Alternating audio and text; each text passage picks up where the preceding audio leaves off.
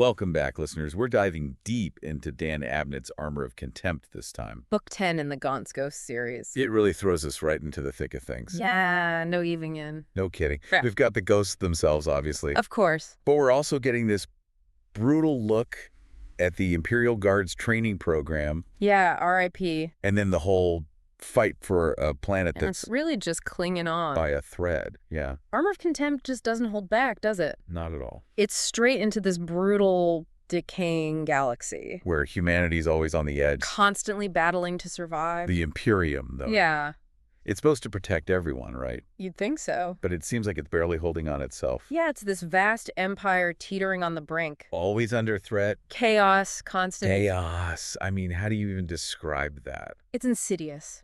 It really is. Feeds on negativity, despair. The worst of humanity. The very essence of what it means to be human, twisted. And the ghosts are right there. On the front lines. So we've got Imperium versus Chaos, but where do the ghosts actually fit in? The ghosts are a regiment of the Imperial Guard.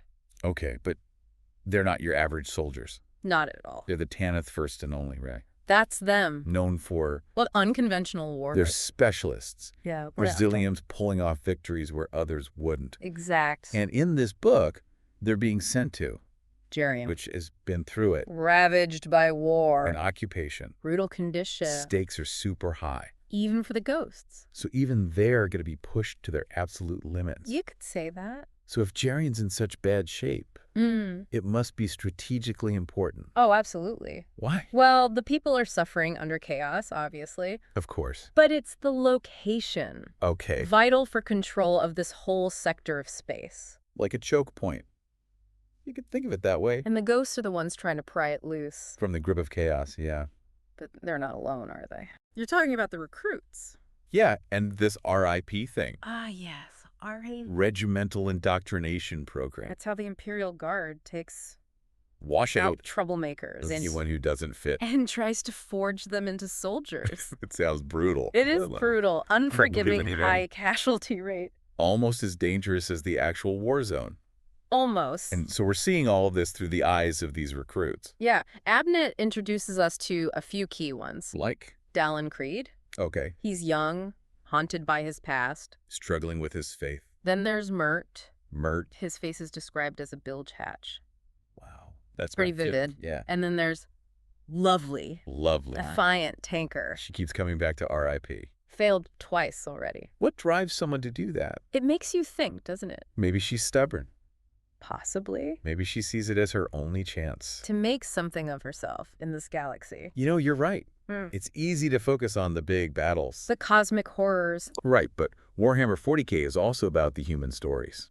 Playing out against this backdrop of darkness. That drop pod assault on Kethdrax sounds insane. Oh, it's intense. You're in a metal coffin Hurtling toward the surface. at terminal velocity. Knowing you're going to be dropped into a war zone. And that's exactly what happens to these recruits. Sky filled with dropships. Skies. Explosions everywhere. Things going wrong immediately. Chaotic. Terrifying. Completely unforgettable. You feel like you're right there. With the recruits, Feeling the fear. the adrenaline. All the chaos. On top of everything, they have Commissar Sobole. Leading them, supposedly. Yeah, leading. He's more concerned with his whip than keeping them alive. Abnett doesn't shy away from the incompetence, The cruelty. the absurdity of the Imperial Guard. No, he doesn't. Sobel is a perfect example. He's more interested in order and discipline than leading effectively. Doesn't inspire much confidence. Not really. It's like Sobel represents this blind obedience, which is so dangerous. Especially in a war zone. He's so focused on the rules, He misses the bigger picture. the human cost. Exactly. He embodies that rigidity. And the often dehumanizing aspects of the Imperium. It's a contrast to the ghosts. Isn't it? They operate with more, Flexibility. even within their duty. So we've got these recruits going through hell. What are Gaunt and the other ghosts up to? They're on their own mission, Okay. trying to link up with the resistance, Relying on those cryptic messages and signals. navigating a treacherous landscape, And on top of that, they've got that stalker tank. hunting them. It adds this whole layer of paranoia. You're always wondering, Who's controlling it? what do they want? When are they going to strike? Makes you nervous just thinking about it. Then we've got McGall, Yeah. Master Scout. The best there is. He's picking up on something in the... Until That ominous presence. The until. Those dense, swampy areas. Like something's lurking in the shadows. It feels like there's more going on. Something we don't understand yet. Possibly. And maybe even the characters themselves. That's Abnett for you. Layering in those mysteries. Hints of something bigger. Keeps you guessing. Keeps you turning the pages. And the until's the perfect setting. Oppressive atmosphere. Hidden dangers. It's like the line between reality and the warp is really thin. Anything could be lurking in those shadows. Anything. We've got so many layers of conflict here. We do. The ghosts versus chaos. Right. The recruits versus RIP. Of course. The ghosts versus the tank. Right. And this dread coming from the until. It's a lot to take in. But Abnett weaves it all together. Masterful. Without it feeling overwhelming. He never loses sight of the human cost. Right. He shows us the sacrifices. Of the ghosts. And the resistance fighters. Yeah, friend. Dying to save those civilians. A powerful moment. A reminder that individual lives still matter. Even in a universe as vast as this. But it's not just the physical sacrifices. No. It's the psychological toll. The moral compromises. Scars that run deep. You see it with Dalin Criid? That 1090 execution. It's brutal. Every 10th man killed to enforce discipline. And that pig-like creature. That ridiculously oversized weapon. It shakes him to his core. It makes him question everything. About the Imperium, about war, about himself. He's wrestling with his fate. Grappling with guilt? Trying to make sense of it all. It's a journey a lot of the characters go through. Abnett portrays it so honestly. Compelling and heartbreaking. So we've got the ghosts. Right. We've got the recruits. Of course. We've got chaos. Obviously. We've got this mysterious tank. Lurking in the shadows. What else could possibly be added to this? Well, just when you think it can't get more complicated, another force arrives. Okay, who? The Inquisition. Wait, the Inquisition? The one and only. Aren't they supposed to be the good guys? That's where things get interesting. How so? They're tasked with rooting out heresy and corruption. Within the Imperium. They're incredibly powerful. Also. Incredibly ruthless. Oh, no. They operate outside the normal chains of command. So no one can tell them what to do. Not really. And they're not afraid to use extreme measures. They're focused on absolute purity. Eliminating any threat. Real or perceived. How do the ghosts feel about that? I don't think they're thrilled. They're used to bending the rules. Working with unconventional allies. Doing whatever it takes. The Inquisition sees things in black and white. No room for compromise. Or doubt. That's got to create some tension. It does. I can't wait to see how that plays out. Me neither. But before we move on to part 2. Yeah. What about that white moth symbol? Ah. The white moth. We've got this brutal war. Right. A fight for survival. And these delicate creatures. Fluttering amidst the ruins. It's a striking contrast. What do you make of it? It's one of those details that makes you think. For sure. On one hand, they could represent the fragility of life. Especially on Geryon. Where everything feels on the verge of collapse. Yeah, but there's also a sense of mystery. Almost a sense of foreboding. They seem drawn to death. To suffering. And McCall seems especially attuned to them. With his heightened senses. Like he senses something more. Something otherworldly. Okay, now you've got me thinking of all sorts of possibilities. I thought this was just a war story.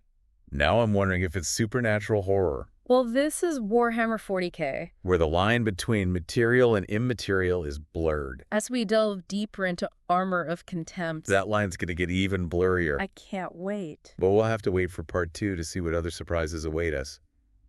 We will. Until then, consider those white moths. What do they represent to you? What role do you think they'll play? Think about it. We'll pick up this thread in part 2. We will. Picking up where we left off, the Inquisition arriving is like throwing a grenade into an already explosive situation. Yeah, it's definitely going to shake things up. And to make it even worse, it's Commissar Farragut who called them in... Farragut? Strict by the book, terrified of the ghosts being tainted by chaos. Oh yeah, him. So he's the one throwing a wrench into everything. You could see that. But why? What's he so afraid of? It's more than just fear. Okay. It's a clash of philosophies within the Imperium. How so? The ghosts, with their unconventional tactics and working with the resistance, they represent a more pragmatic approach. Okay. They see shades of gray in a universe that's usually black and white. Right. But Farragut and the Inquisition... They represent the opposite. Absolute purity no matter the cost. It's like any deviation from their doctrine is a threat. That must be purged. So the ghosts are suddenly under suspicion for doing what they do best. Adapting, getting things done. All while fighting chaos, trying to understand the resistance, and figuring out the stalker tank. It's a lot to juggle. It almost feels like they're being set up to fail. It does make you wonder. But before we go too deep into the Inquisition, remember those mysterious elements we talked about? The messages the tank McCall's feeling about the lead, until they point to something bigger happening. Like there's a larger game being played. And the ghosts are just pawns? Makes you question everything. Who's in control? What are their motives? How deep does it go? That's what Abnett does so well. Yeah. He creates these layers of complexity that pull you in. There's the surface level, the battles, the politics. But underneath, there are hidden motives and agendas. It makes Warhammer 40K so compelling. It's not just epic battles and cosmic horror. It's the human stories against this backdrop of darkness. Exactly. And talking about human stories, Dalin Criid's journey is really interesting. He starts as a raw recruit, thrown into the meat grinder. But throughout the book, he goes through this huge transformation. Like he's forced to grow up way too fast. Facing situations no one should have to. He's witnessing atrocities, questioning his faith, confronting his own mortality. He has to make impossible choices. Choices that would break a lesser man. But he finds strength. Resilience. Even purpose. He starts to embody the spirit of the ghosts. Forged in hardship, tested by war. It's like a brutal coming-of-age story. Puberty and hell. Exactly. But it shows how the human spirit can adapt. Endure even in the face of horror. It makes you think, What would you do in his shoes? how would you cope with the weight of those experiences? It's a question Abnett forces us to confront. It definitely makes me appreciate my comfy life. Me too. But it's fascinating to see how Dalin's journey contrasts with the veteran ghosts. Gaunt, Ron, Kulea, McCall. They've seen it all. They have the scars. But they keep fighting. There's a quiet strength in that defiance. A refusal to give in to despair. They represent the best of humanity, Courage, loyalty. fighting for something bigger than themselves. It's not just individual strength, though. Right. It's Yeah. the bonds of brotherhood, the family they've built. They rely on each other. Support each other. They're willing to die for each other. That camaraderie, that shared hardship, It's what binds them together allows them to face impossible odds. and emerge battered but not broken. Exactly. Speaking of impossible odds, Gaunt's team is still trying to reach the resistance. Navigating that landscape, being hunted by the tank. And now they've got the Inquisition too. It's a wonder they can even think. And as they get deeper into Geryon, they see the true impact of chaos. The horrors the people have endured. The atrocities.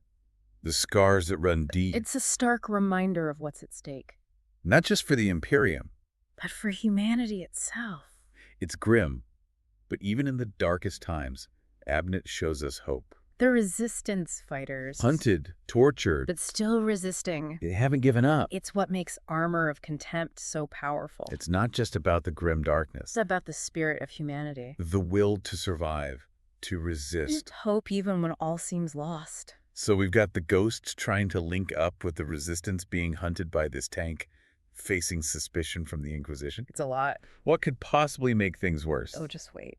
Why? The plot gets even thicker in the second half of the book. Without giving too much away, Yeah. the ghosts face betrayal, impossible choices, and a truth about Geryon that shakes them. It's a roller coaster. Keeps you guessing until the very end. You've got me on the edge of my seat. But come on, what about the stalker tank? The million-thrown question. Who's controlling it? Why are they obsessed with the ghosts? Abnett keeps us guessing for a while. Right. But remember our conversation about the white moths and the warp. Yeah. The tank is linked to them. Okay. And it's piloted by someone or something not entirely human. Wait, what? So some kind of chaos machine? It's even weirder than that. Okay, how? The pilot is a rogue psyker. See him with psychic powers. They've tapped into the warp but lost control. So they're twisted by chaos. And their goal isn't immediately clear. Okay. They seem drawn to the ghosts, to Gaunt specifically, Like they're testing them. pushing them to their limits. It's creepy.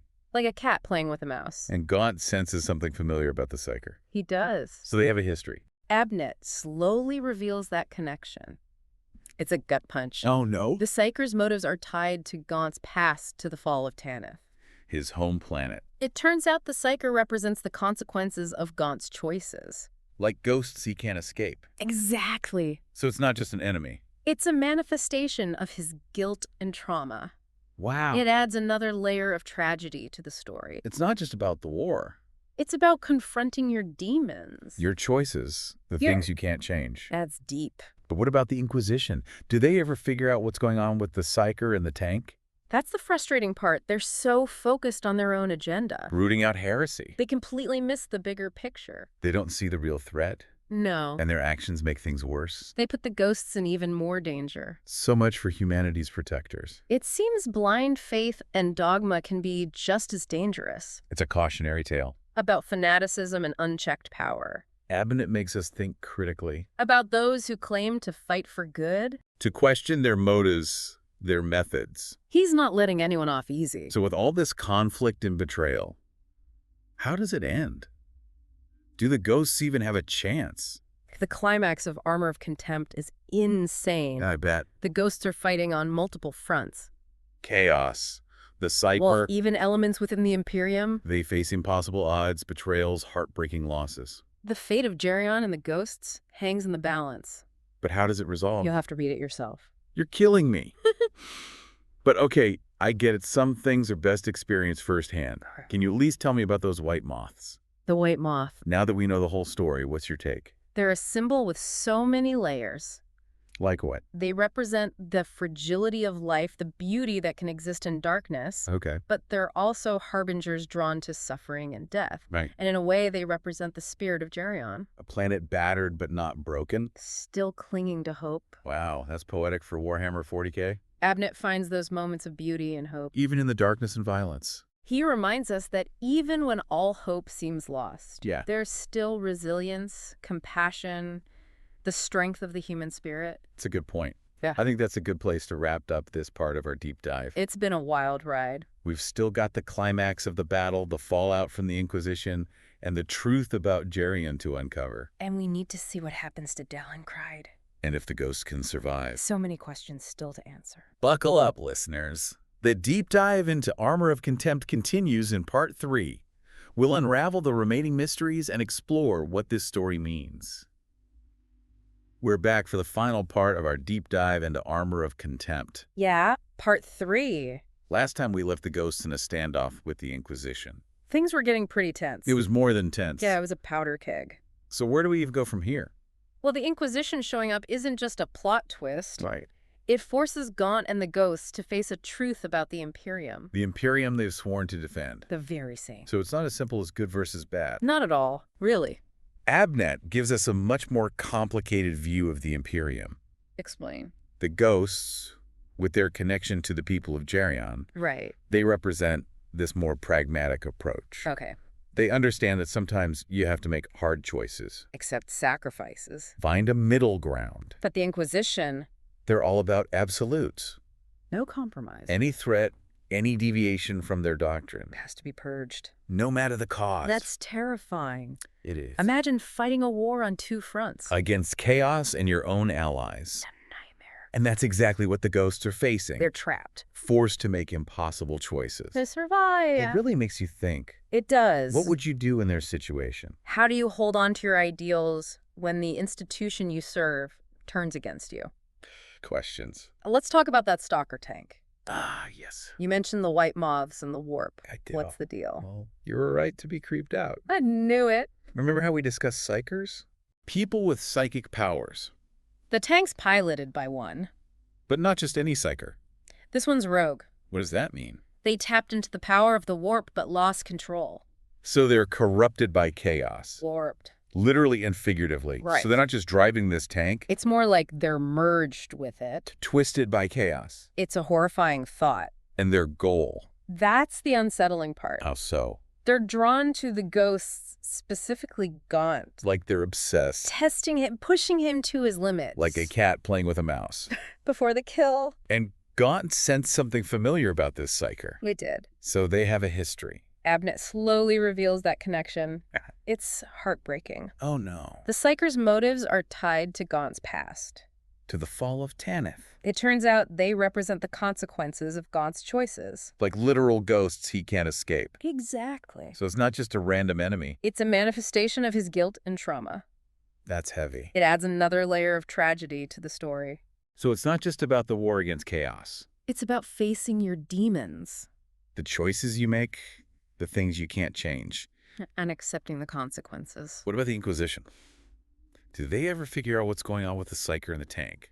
That's the frustrating part. What is? They're so focused on their own agenda. On rooting out heresy. They miss the bigger picture They completely. don't see the real threat. They're blinded by their own dogma. And their actions make things worse. Putting the ghosts in even more danger. They were supposed to be humanity's protectors. It seems like blind faith can be just as dangerous as any enemy. Abnett makes us think critically. About who we trust and why. With all this conflict and betrayal, All the twists and turns. how does it end? Do the ghosts even stand a chance? The climax of Armour of Contempt is a whirlwind. You're not kidding. The ghosts are fighting on multiple fronts. The chaos, the psyker. Even factions within the Imperium itself. Talk about impossible odds. They face betrayals, heartbreaking losses. The fate of Geryon and the ghosts hangs by a thread. It's intense. But how does it all resolve? You'll have to read it to find out. Come on.